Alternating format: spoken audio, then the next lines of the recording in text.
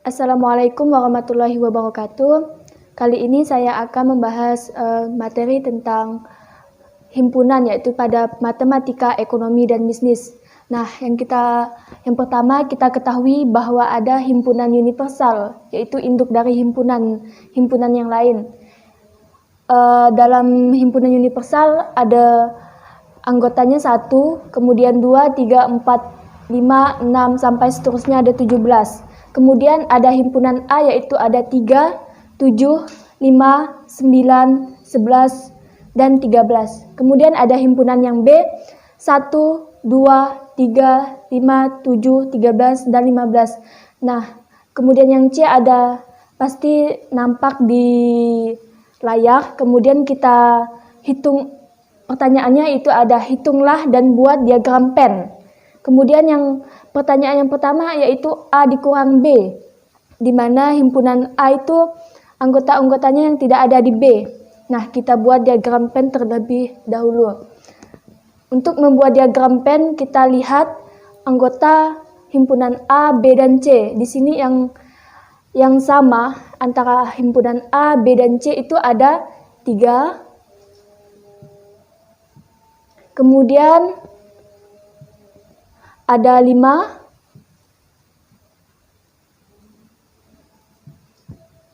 Kemudian ada 7.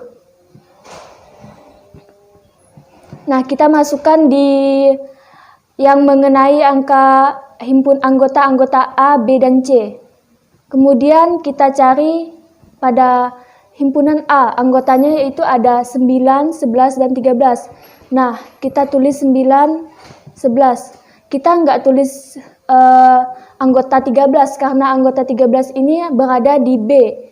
Kemudian kita masukkan A dan B ini ada 13. Nah, kemudian yang anggota B ini ada 1, 2, 13, dan 15. 13 sudah kita masukkan, jadi kita coret. Kemudian 1, 2 ini ada di B dan C. Jadi B dan C sini kita masukkan di kolom sini. 1, 2. Kemudian yang B ini sisa 15. Nah, untuk yang C ini 1, 2 udah kita coret.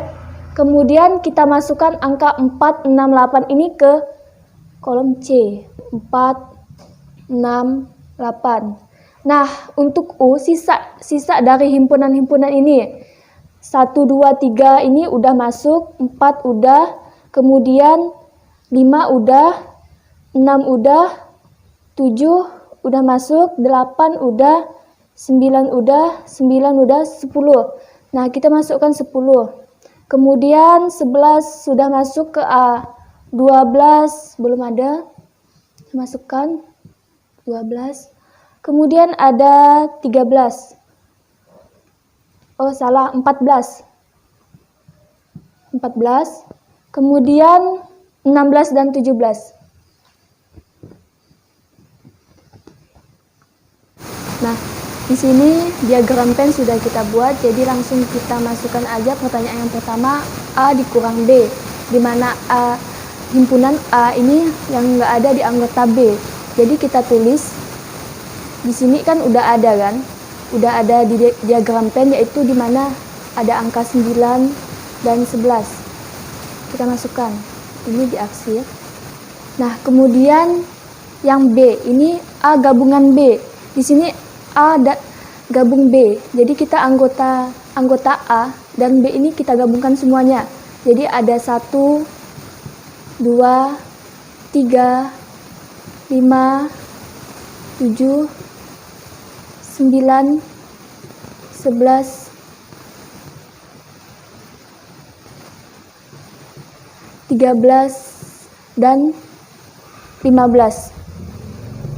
Kemudian yang C yaitu A irisan B, di mana irisan ini anggota-anggota A sama dengan anggota B. Di sini ada yang sama, yaitu ada 3, 5, 7. Ini sama semua.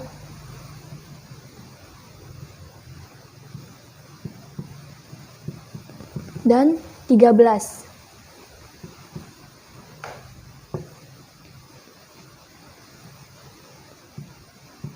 Nah, kemudian kita beralih ke yang D. Yang D yaitu A gabung B gabung C. Dan di sini kita gabungkan semua himpunan-himpunan A, B, dan C yang anggotanya kita gabungkan. Yaitu di sini ada 1, 2, kemudian ada 3, 5, ada 3, 4, kemudian 5, 6, 7, 8, 9, 11, kemudian ada 13, ada 15. Nah, kemudian yang E. Yang E ini ada A irisan B, B irisan C. Jadi yang kita pilih semua itu yang sama. A, B, dan C yang sama. Yang masuk ke dalam kolom ini ada 3, 5, dan 7. 3, 5, 7. Nah, kemudian kita bahas yang bagian F, yaitu komplement A. Komplement A ini di mana anggota-anggotanya tidak ada di A. Di sini yang anggotanya tidak ada di A, yaitu ada 1, kemudian ada 2, ada 4, ada 6, kemudian ada 8, ada 10, ada 12, kemudian 14, 15, 16, dan 17.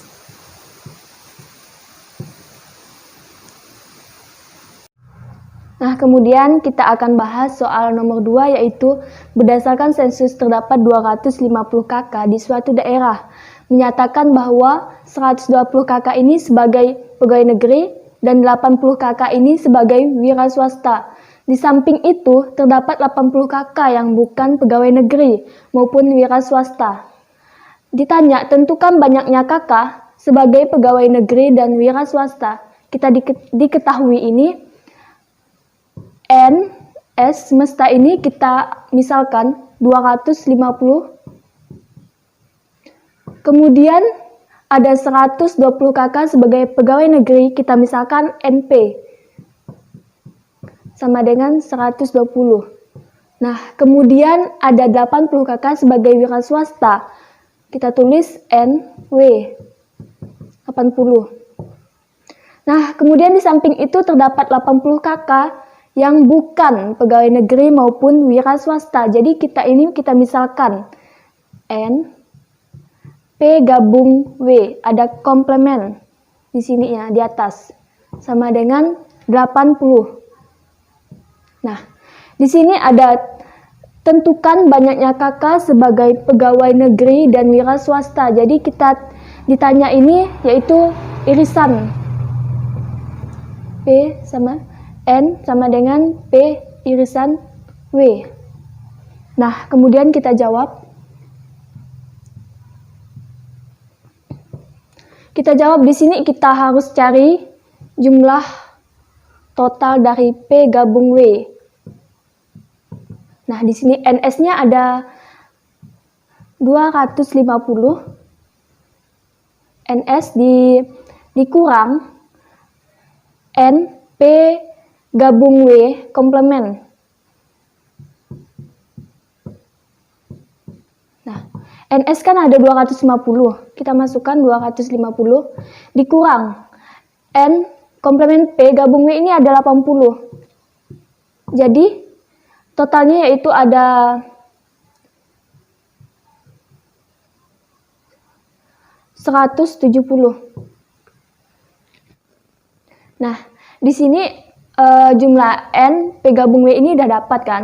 Kita masukkan N P gabung W sama dengan kita masukkan N per P ditambah N W, kemudian kita kurang dengan ini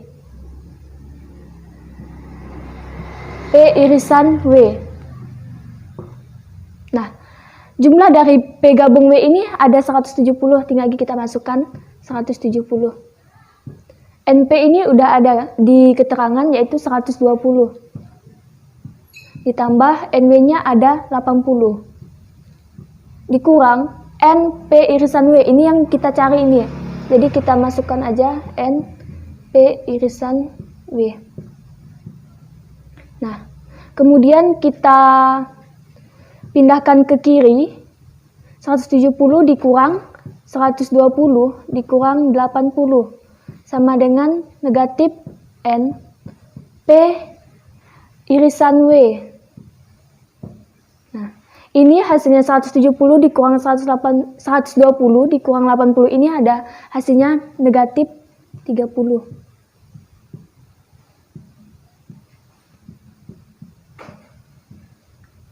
Nah, karena ini sama-sama negatif, boleh kita pindahkan dari ini ke kanan, ke kiri. N P irisan W sama dengan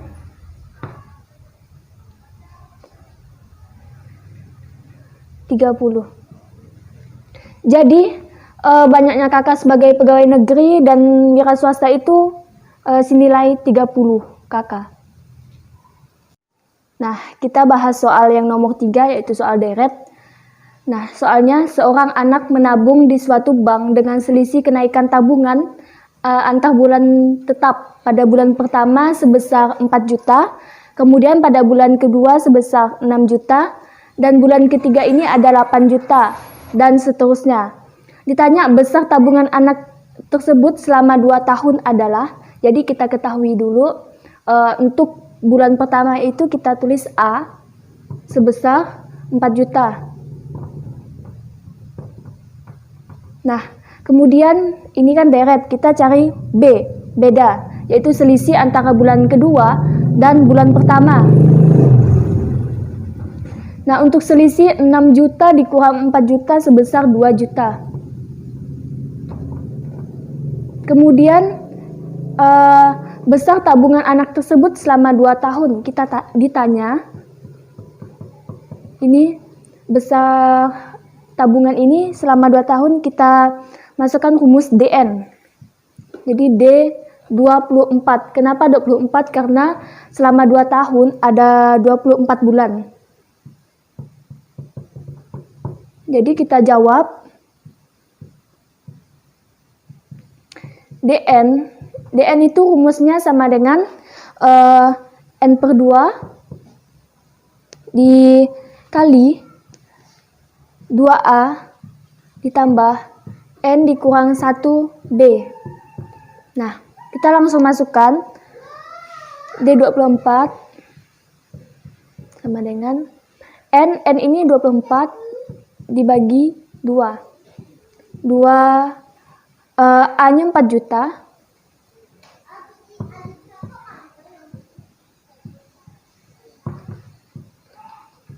Ditambah N dikurang 1, 24 dikurang 1. B, kita masukkan 2 juta.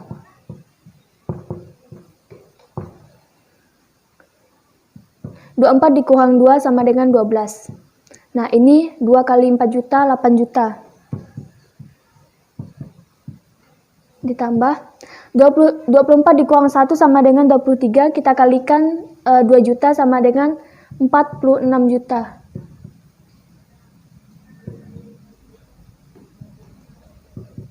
(12) dikali 8 juta ditambah 46 juta sama dengan 54 juta. Jadi totalnya ada 648 juta.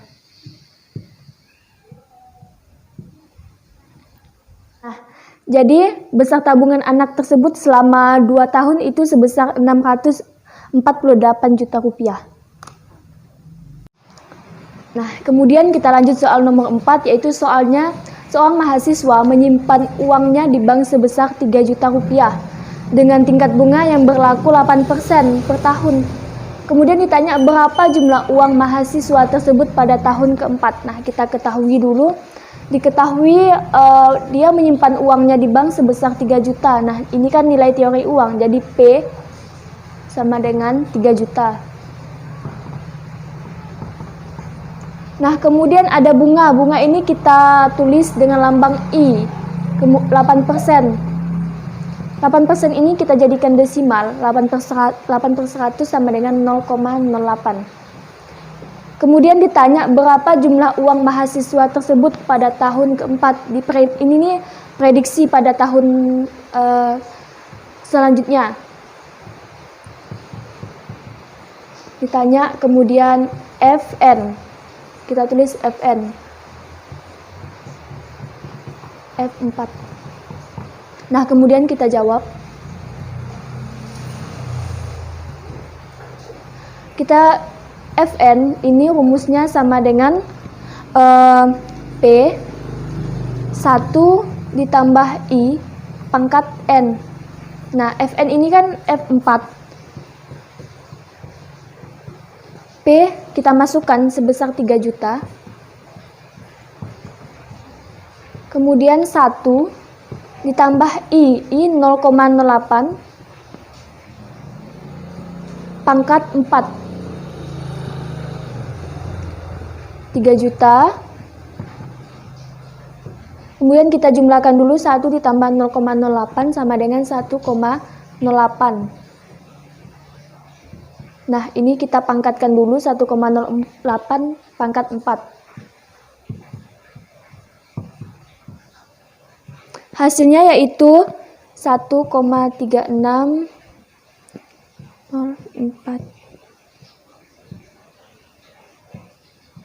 Nah, ini hasil dari pangkat 4. Kemudian kita kalikan 3 juta dikali 1,36048896. Hasilnya sebesar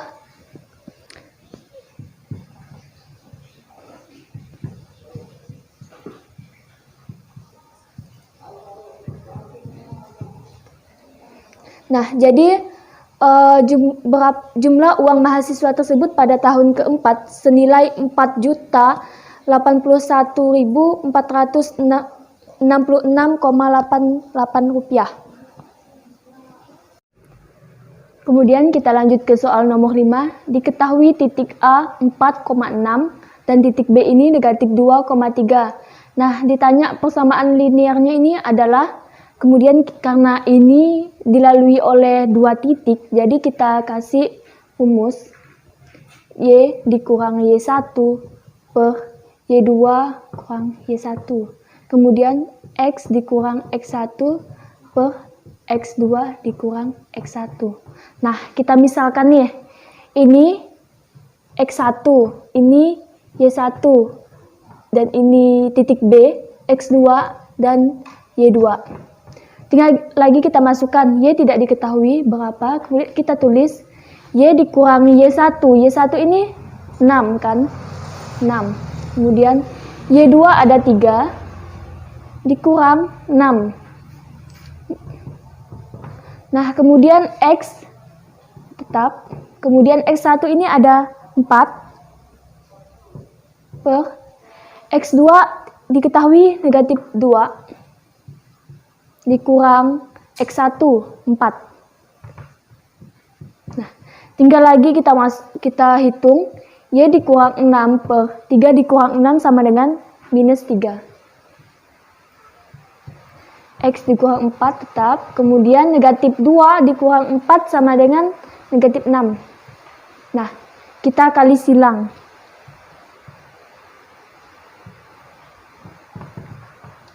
Negatif 6 dikali Y sama dengan negatif 6Y ditambah 36 sama dengan negatif 3X. Negatif 3 dikali negatif 4 sama dengan positif 12. Kemudian kita masukkan negatif 6Y, kemudian kita pindah ruas yang 3X jadi positif 3X. 12 dikurang 36. Nah, negatif 6Y tetap ditambah 3X. 12 dikurang 36 sama dengan 24. Negatif 24. Nah, ini kita masukkan yang Y, persamaan Y. negatif 3x dikurang 24 per 6. Nah, jadi persamaan linearnya adalah Y sama dengan negatif 3x dikurang 24 per 6. Ini sebenarnya bisa dikecilkan, tapi karena ini boleh nggak dikecilkan, boleh tidak. Nah, kalau misalkan ada soal dicari titik, kita buat grafik, jadi kita misalkan aja Y sama dengan 0, kemudian X sama dengan 0, jadi kita bisa buat grafiknya. Jadi kita lanjut ke soal nomor 6, yaitu persamaan linear yang melalui titik 3,2, kemudian dengan koefisien arahnya negatif 4. Dan di sini kita disuruh buat grafiknya dan persamaannya berapa. Nah, kita tulis kemudian melalui titik 3,2. Nah, kita tulis rumusnya Y dikurang Y1. Ini pakai rumus yang ada koefisien arahnya. Jadi A, X kurang X1. Nah, kita masukkan. Ini Y1, ini X1, ini X1, ini Y1. Y dikurang, Y1 ini ada 2. A, koefisien arahnya ini ada negatif 4. X per X1, 3. Nah, langsung kita masukkan aja. Y dikurang 2. Negatif 4X dikali X sama dengan negatif 4 dikali X sama dengan negatif 4X. Kemudian negatif 4 dikali negatif 3 plus 12. Kemudian kita masukkan. Y dikurang 4X sama dengan 12. Y ditambah 4X maksudnya. Kemudian 12 ditambah 2.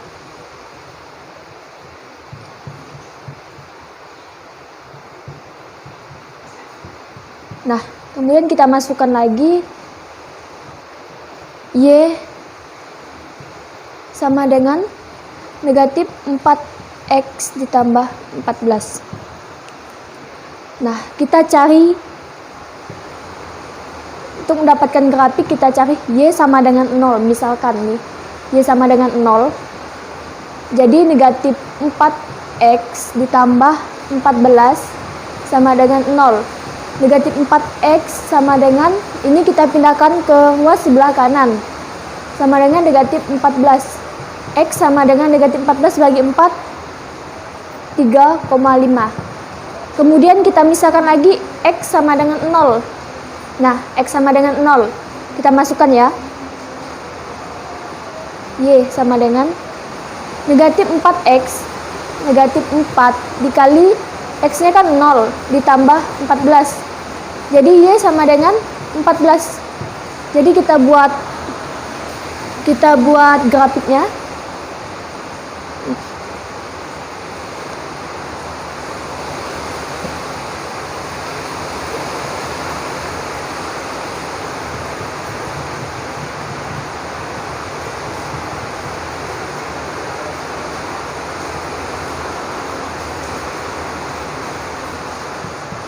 Nah, X-nya sama dengan 3,5.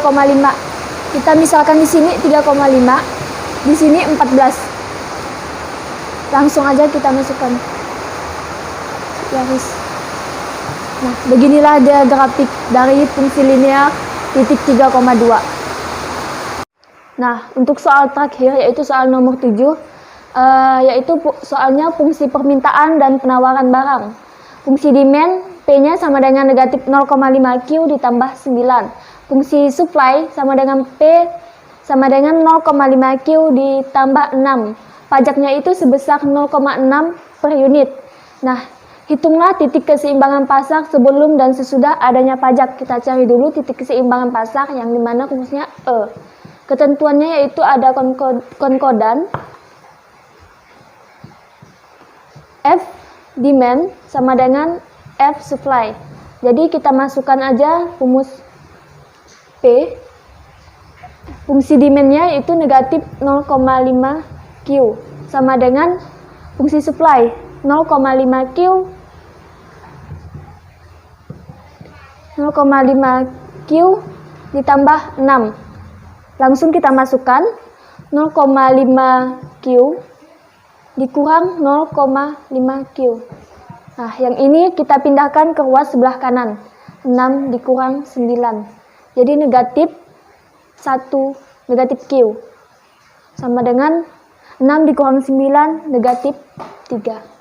Jadi kita masukkan Q sama dengan 3. Nah, Q sudah dapat, kemudian kita cari P. Nah, kemudian kita masukkan fungsinya negatif 0,5 Q ditambah 9. Negatif 0,5, masukkan Q sama dengan 3 ditambah 9 sama dengan 0,5 dikali 3 negatif 1,5 ditambah 9. Jadi hasilnya yaitu 7,5. Nah, ini untuk P.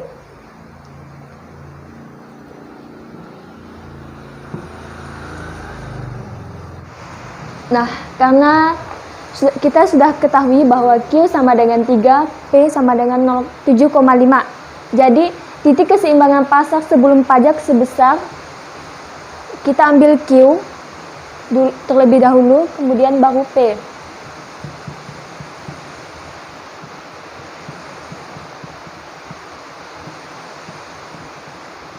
Nah, kemudian kita cari titik keseimbangan pasar sesudah adanya pajak. Jadi kita harus ketahui dulu bahwa fungsi permintaan ini sebelum dan sesudah ini tetap tidak berubah. Jadi kita ubah yang supply-nya.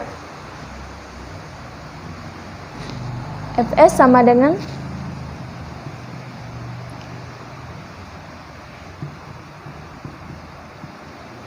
nah, kita masukkan supply-nya 0,5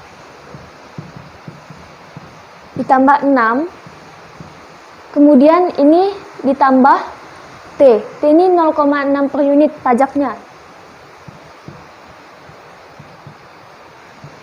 Jadi 0,5 Q ditambah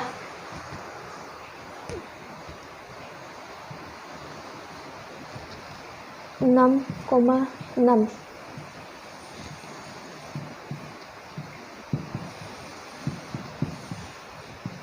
Nah, jadi hasil dari yang sudah ditambah dengan pajak hasilnya 0,5 Q ditambah 6,6.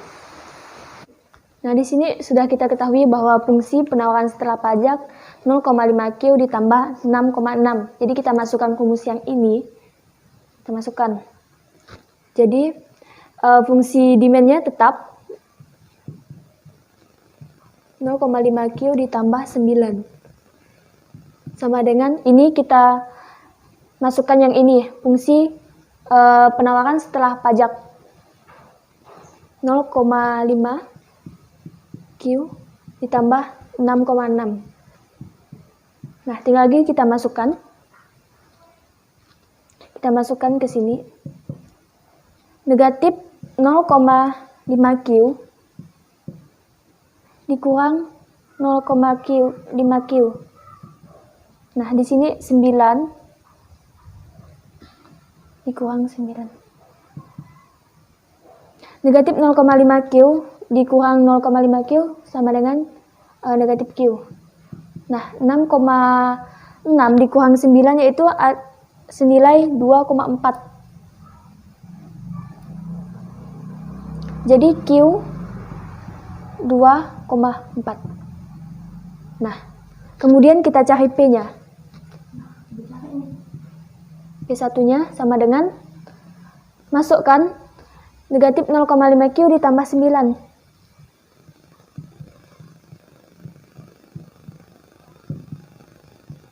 Negatif 0,5, Q-nya itu dapat 2,4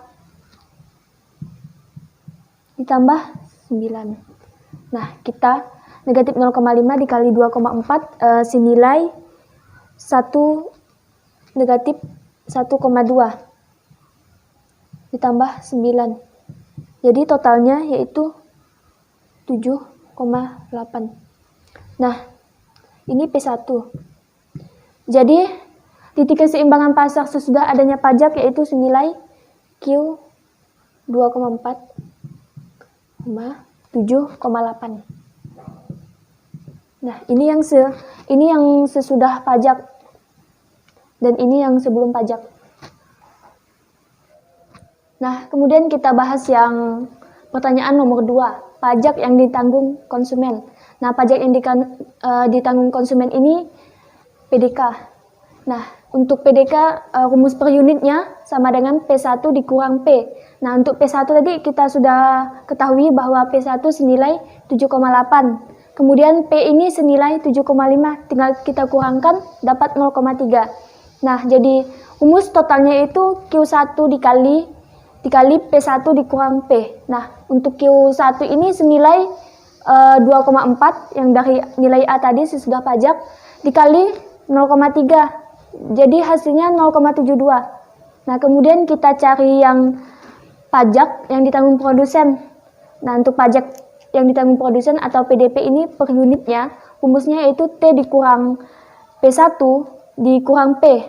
Nah, kita masukkan T sama dengan 0,6 dari pajak sebesar 0,6 per unit di atas, dikurang P1 dikurang P 0,3. Jadi kita kurangkan dapat 0,3. Jadi total dari rumus ini Q1 dikali T dikurang P1 dikurang P. Tinggal kita masukkan 2,4 dapat dari Q1 yang dari sesudah pajak. Kemudian T dikurang P1 dikurang P. 0,6 dikurang 0,3. Jadi sama dengan 2,4 dikali 0,3 hasilnya 0,72. Nah, kemudian kita cari lagi yang bagian D. Pertanyaannya pajak yang diterima pemerintah. Simbolnya T. Jadi T rumusnya ini Q1 dikali T. Tinggal kita masukkan 2,4 dikali 0,6. Jadi hasilnya 1,44. Jadi pajak yang diterima pemerintah itu sebesar 1,44. Sekian penjelasan materi mengenai mata kuliah Matematika, Ekonomi, dan Bisnis. Semoga bermanfaat bagi yang menonton. Sekian, wassalamualaikum warahmatullahi wabarakatuh.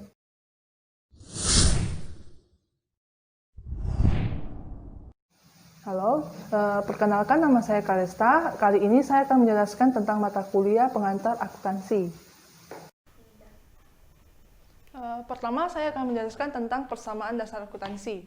Ini adalah persamaan dasar akuntansi, yaitu harta sama dengan modal, harta sama dengan hutang plus modal, dan harta sama dengan hutang plus modal plus pendapatan dikurang beban. Dan untuk persamaan dasar akuntansi, saya akan memberikan contoh yaitu dua, yaitu yang pertama adalah 1 September, Mega menyetor uang kas ke dalam perusahaan sebagai modal awal sebesar 10.000. Jadi kita tulis 1 September, kas 10.000, dan dimodal 10.000. Untuk keterangannya yaitu penyetoran modal. Untuk yang berikutnya 3 September dibayar sewa kantor sebesar 500. Untuk ini kita masukkan dalam persamaan dasar akuntansi, yaitu kita kurangi 500. Untuk pengurangan kita harus memberikan tanda kurung. Dan di modal juga kita berikan 500 bersama dengan tanda kurungnya. Keterangannya adalah sewa kantor.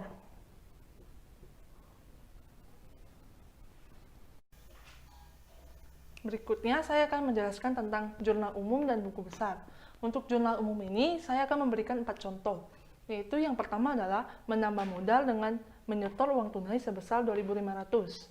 Jadi untuk di jurnal umumnya, kas kita bertambah sebesar 2.500 di debit dan modal kita bertambah sebesar 2.500 di kredit. Berikutnya saya akan menjelaskan tanggal 1 membayar sewa motor untuk 1 tahun sebesar 3.360.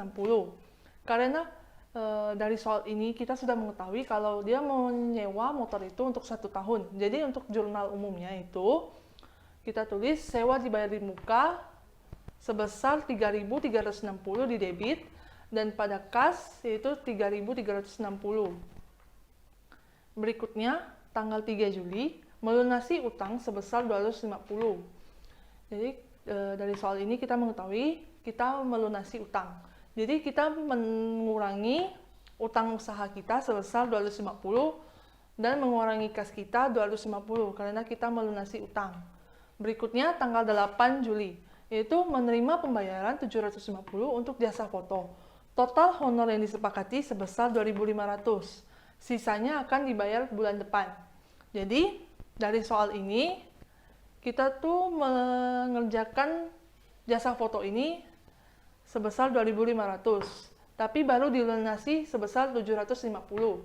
Jadi, dalam jurnal umumnya kita tulis kas bertambah 750, piutang bertambah 1.750, dan pendapatan jasa bertambah 2.500. Jadi kita jumlahkan dari tanggal segini ini menjadi yaitu 8.610. Total debit dan kredit itu harus sama. Jika tidak sama berarti ada kesalahan pada pencatatan jurnal. Berikutnya saya akan menjelaskan tentang buku besar. Untuk buku besar saya akan memberikan contoh untuk akun kas. Yaitu tanggal 1 saldo awal. Saldo awal ini selalu tanggal 1.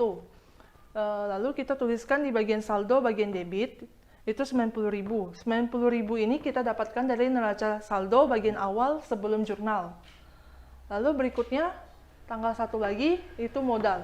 Kita dapatkan ini dari jurnal umum kita, yaitu tanggal 1 Juli. Itu kas bertambah 2.500. Jadi kita tuliskan 2.500. Pada intinya, untuk buku besar, kita mengikuti jurnal umum. Kalau misalnya kasnya di debit, berarti kita tulis di debit. Kalau kasnya di kredit, berarti kita tulis di kredit. Seperti contoh ini. Lalu, saya akan menjelaskan ini. Untuk modalnya itu 2.500 bertambah di debit. Jadi, kita tambahkan debit tambah debit, yaitu 92.500. Berikutnya, tanggal 3 untuk pelunasan utangnya. Karena di tanggal 3 ini kas berkurang, jadi kita taruh di berkurang dan di kredit, maka kita tulis di bagian kredit. Lalu kita kurangi saldo debit, yaitu 92.500, dikurangi dengan kredit ini, yaitu 250, jadi saldo di debitnya sisa 92.250. Untuk info lebih lengkap, itu akun harta, akun beban, itu saldo awalnya di debit, kecuali akun akumulasi. Untuk akun akumulasi itu saldo awalnya di kredit. Berikutnya itu akun utang, akun modal, akun pendapatan, saldo awalnya di kredit, kecuali prive. Prive itu saldo awalnya di debit. Berikutnya saya akan menjelaskan tentang jurnal penyesuaian. Untuk soalnya adalah, pada tanggal 31 Juli, Yoyo telah menyelesaikan jasa pemotretan order untuk sampul album penyanyi jazz baru, Boy Septiada sebesar 1.400. Boy berjanji akan membayar lunas tanggal 4 Agustus 2013. Jadi, untuk jurnal penyesuaiannya, kita tulis piutang usaha bertambah 1.400 dan pendapatan jasa bertambah 1.400. Lalu untuk soal berikutnya, itu pelengkapan atau barang habis pakai yang tersisa setelah dihitung di akhir bulan Juni, nilainya sebesar 160. Sedangkan di daftar saldo, pelengkapannya itu ada 920. Jadi kan dibilang cuma sisa 160. Jadi kita kurangkan. Itu 920 dikurang 160. Jadi dalam jurnal penyesuaiannya, kita tuh catat yang sudah terpakai, yaitu jadi kita catatnya beban pelengkapan pada pelengkapan sebesar 760. Lalu berikutnya, pada tanggal 3, sewa motor dibayar di muka untuk masa 1 tahun. Yoyo sudah menggunakan motor tersebut selama 1 bulan. Jadi dalam soal tadi, sewa kendaraan dibayar di muka itu sebesar 3.360. Karena dia sudah pakai 1 bulan, jadi kita bagikan 3.360 dibagi 12 dikali 1. Jadi itu 280 per bulannya. Jadi dalam jurnalnya itu kita catat beban kendaraan pada sewa kendaraan dibayar di muka. Yaitu sebesar 280. Lalu berikutnya, yang keempat, peralatan dan perabotan kantor yang dibeli tanggal 5 Juli diperkirakan dapat dipakai selama 4 tahun. Anda mengusulkan menghitung beban penyusutan menggunakan metode garis lurus dengan nilai sisa 200. Jadi peralatannya itu ada 5.000. 5.000 dikurang dengan nilai sisa itu 200. Jadi rumus untuk metode lurusnya itu harta asetnya berapa dikurang nilai residu dibagi masa itu 4 tahun. Jadi kita kurangi 5.000 dikurang 200, jadi sisa 4.800 dibagi dengan 4 tahun. Jadi 1 bulannya itu 100. Berikutnya, pada penyesuaian berikutnya itu penerimaan jasa pemotretan di tabloid wanita atau Clara pada tanggal 3 Juli adalah untuk 2 edisi, yaitu bulan Juli dan Agustus. Yoyo telah menyelesaikan pemotretan untuk edisi Juli. Jadi dia baru menyelesaikan untuk bulan Juli. Agustusnya dia belum menyelesaikannya. Jadi kita mencatatnya itu pendapatan diterima di muka yaitu 2.400 dan pada pendapatan jasa 2.400. Pendapatan diterima di muka ini adalah akun utang karena kita udah menerima uangnya tapi pekerjaannya belum selesai. Jadi kita kan sekarang sudah menyelesaikannya untuk edisi pertama. Kan tadi kan 4.800 edisi untuk 2 edisi. Jadi 1 edisinya itu 2.400. Jadi kita catat pendapatan diterima di muka pada pendapatan jasa 2.400. Lalu berikutnya itu staf kantor ikut menemani Yoyo dalam pemotretan untuk majalah Berkebun di hari libur.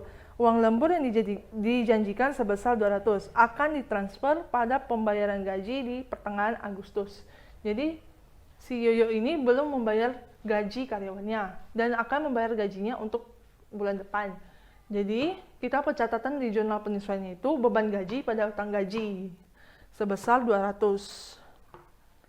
Berikutnya yang terakhir adalah tagihan air bulan Juli baru diterima pada tanggal 31 Juli dan akan dibayar di minggu pertama Agustus sebesar 120.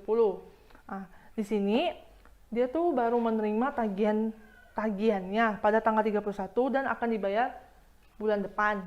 Jadi kita pencatatannya itu beban listrik, air, telepon pada beban yang masih harus dibayar sebesar 120. Beban yang masih harus dibayar ini adalah akun utang. Karena kan kita masih belum bayar. Jadi kita masih berutang kepada masih berutang listrik. Jadi sebesar 120. Lalu kita jumlahkan dapatlah totalnya 5.260. Jika di debit dan kredit tidak sama, berarti ada kesalahan dalam jurnal penyesuaiannya. Berikutnya, saya akan menjelaskan tentang neraca lajur. Neraca lajur ini terdapat banyak kolom-kolom, yaitu daftar saldo sebelum penyesuaian, daftar saldo setelah penyesuaian, laporan laba rugi, laporan posisi keuangan. Yang pertama yang akan saya jelaskan adalah daftar saldo sebelum penyesuaian. Daftar saldo ini kita dapatkan setelah kita membuat buku besar. Buku besar itu kan pasti kita pindahkan lagi ke neraca saldo sebelum penyesuaian. Habis itu kita tinggal masukkan saja. Habis itu kita masuk ke penyesuaian. Untuk penyesuaian kita ambil dari jurnal penyesuaian. Itu juga hanya kita memindahkan angka-angkanya. Setelah itu daftar saldo setelah penyesuaian. Daftar saldo setelah penyesuaian ini kita dapatkan dari penjumlahan daftar saldo sebelum penyesuaian dengan penyesuaian. Contohnya untuk piutang usaha pada daftar saldo sebelum penyesuaian itu di bagian debit sebesar 2.850 dan di bagian penyesuaian di bagian debitnya sebesar 1.400. Jadi untuk daftar saldo setelah penyesuaiannya itu adalah 4.250. Nah, contoh berikutnya adalah pendapatan diterima di muka. Pendapatan diterima di muka, daftar saldo sebelum penyesuaiannya itu dikredit sebesar 4.800. Dan untuk di bagian penyesuaiannya, itu pendapatan diterima di muka itu di debit sebesar 2.400. Maka itu kita jumlahkan 4.800 dikurang dengan 2.400. Karena pendapatan diterima di muka itu adalah saldo awalnya di kredit, sedangkan di penyesuaiannya ada di debit, berarti kita menguranginya. Jadi sisa 2.400 di daftar saldo setelah penyesuaian di bagian kredit. Berikutnya, saya akan menjelaskan tentang laporan laba rugi. Untuk laporan laba rugi ini, kita hanya memindahkan akun-akun pendapatan dan beban dari kolom daftar saldo setelah penyesuaian. Pokoknya di laporan laba rugi ini hanya pendapatan dan beban. Setelah itu kita masuk ke laporan posisi keuangan. Untuk laporan posisi keuangan ini kita hanya memasukkan akun harta, utang, dan modal dari daftar saldo setelah penyesuaian. Setelah itu untuk kita mengetahui apakah perusahaan ini laba atau rugi, yaitu kita lihat di bagian penjumlahan total laporan laba rugi. Jika di kreditnya lebih besar dari debit, maka perusahaan itu mengalami laba. Lalu kebalikannya juga, jika debitnya lebih besar daripada kreditnya, berarti perusahaan ini mengalami kerugian. Untuk posisi keuangan juga begitu, tapi jika debitnya lebih besar dari kredit, maka perusahaan itu mengalami laba. Lalu untuk kreditnya lebih besar dari debit, berarti perusahaan itu mengalami kerugian. Berikutnya saya akan menjelaskan tentang laporan laba rugi. Untuk laporan laba rugi ini kita cuma memindahkan dari neraca lajur, yaitu di bagian laporan laba ruginya. Untuk itu kita mulai dari ini, pendapatan jasa foto indoor. Itu 4.400 sesuai dengan di worksheet di neraca lajurnya. Habis itu pendapatan jasa foto outdoor sebesar 14.150. Setelah itu kita tambahkan ininya. Jadi total pendapatan adalah 18.550. Berikutnya untuk untuk beban. Yaitu beban cetak foto sebesar 2.565. Beban sewa kantor 2.600, beban sewa alat fotografi sebesar 1.300, beban gaji sebesar 2.600, beban listrik, air, telepon sebesar 1.030, beban pelengkapan sebesar 940, beban iklan sebesar 1.730, beban kendaraan operasional sebesar 570, beban depresiasi peralatan kantor sebesar 100, beban lain-lain sebesar 310. Angka-angka ini kita dapatkan dari neraca lajur di bagian laporan laba rugi. Setelah itu kita jumlahkan semua ini dan hasilnya adalah total beban usahanya adalah 13.745. Nah, habis itu kita kurangkan total pendapatan kita dengan total beban usaha ini, yaitu 18.550 dikurang dengan 13.745 dan kita akan mengetahui perusahaan ini mengalami laba atau rugi, yaitu perusahaan ini mengalami laba yaitu sebesar 4.805. Jadi kita tulis laba bersih sebesar 4.805. Berikutnya saya masih menjelaskan tentang laporan keuangan, khususnya pada laporan perubahan modal. Untuk perubahan modal, itu ada modal yoyo tanggal 1 Juni 2013 sebesar 10.000. Ini kita dapatkan dari neraca saldo sebelum jurnal. Setelah itu, setoran modal tambahan sebesar 2.500 ini kita dapatkan pada jurnal. Lalu, laba bersihnya itu 4.805 kita dapatkan dari laporan sebelumnya, itu laporan laba rugi. Setelah itu, kita kurangi price yoyo yang kita dapatkan itu 1.300 dari jurnal. Setelah itu kita jumlahkan setoran modal tambahan ditambah dengan laba bersih dikurang dengan price, yaitu sama dengan 6.005. Setelah itu kita tambahkan modal awalnya yoyo, yaitu 10.000 ditambah dengan total ini 6.005, maka kita dapatkan modal akhirnya yoyo itu sebesar 16.005. Masih pada laporan keuangan, sekarang kita memasuki laporan posisi keuangan. Untuk laporan posisi keuangan ini terbagi menjadi ada aset dan liabilitas. Untuk aset itu ada aset lancar dengan aset tetap. Jadi kita menjabarkan aset lancar itu ada apa-apa aja, yaitu kas, piutang, pelengkapan, sewa kendaraan dibayar di muka. Nah itu kita jumlahkan, kas itu 12.085, lalu piutang usaha itu 4.250, pelengkapan itu 160, sewa kendaraan dibayar di muka itu 3.080. Lalu kita jumlahkan total aset lancarnya itu 19.575. Setelah itu kita masuk pada aset tetapnya. Aset tetapnya itu ada peralatan kantor dan akumulasi depresiasi peralatan kantor. Nah, untuk peralatan kantor itu ada 5.000 dan akumulasi itu 100. Tapi di sini akumulasi itu kita kurangi dengan peralatan kantor karena saldo awalnya akumulasi itu kan di kredit, sedangkan ini kan masih di aset, jadi kan kita mengurangi. Jadi peralatan kantor dikurang dengan akumulasi, jadi sisanya adalah 4.900. Setelah itu kita jumlahkan total aset lancar dengan aset tetap, yaitu 19.575 ditambah 4.900. Jadi total asetnya ada 24.475. Lalu berikutnya saya akan menjelaskan tentang liabilities. Liabilities ini terbagi juga menjadi satu, yaitu liabilities lancar.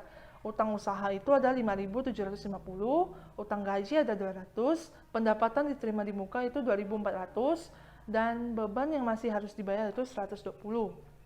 Jadi kita jumlahkan itu sebesar 8.420. Untuk modal ini kita masukkan dari laporan perubahan modal. Jadi total liabilitas dan ekuitasnya itu harus sama antara aset dengan liabilitas. Jika tidak sama, berarti adanya kesalahan dalam penulisan angka-angka ini. Yang terakhir, saya akan menjelaskan tentang jurnal penutup. Jurnal penutup ini kita hanya menutup akun pendapatan, akun beban, akun IKI setara barugi, dan akun prive. Jadi yang pertama yang akan saya jelaskan adalah menutup akun pendapatan.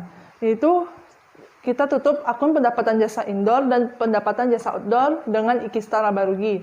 Angka-angka ini dapat kita dapatkan dari laporan laba rugi kita. Setelah itu, menutup akun beban. Akun beban ini kita pakai IKI setara barugi dan beban.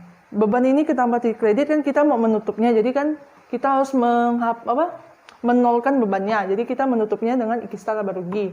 Itu angka-angkanya ini juga kita dapatkan dari laporan laba rugi. Kita tinggal masukkan saja. Setelah itu, yang ini untuk menutup akun IKI setara laba rugi. Kita gunakan IKI setara laba rugi dengan modal yoyo. Angka ini kita dapatkan dari perolehan laba kita yang di laporan laba rugi. Yang terakhir adalah kita menutup akun prive. Kita menutup akun prive menggunakan modal yoyo dan prive. Angka ini juga kita dapatkan dari laporan keuangan, yaitu di bagian modal. Setelah itu, kita jumlahkan semuanya. Antara debit dan kredit itu harus sama. Jika berbeda, berarti ada kesalahan dalam pencatatannya. Sekian dari penjelasan saya tentang mata kuliah pengantar akuntansi. Sekian dan terima kasih.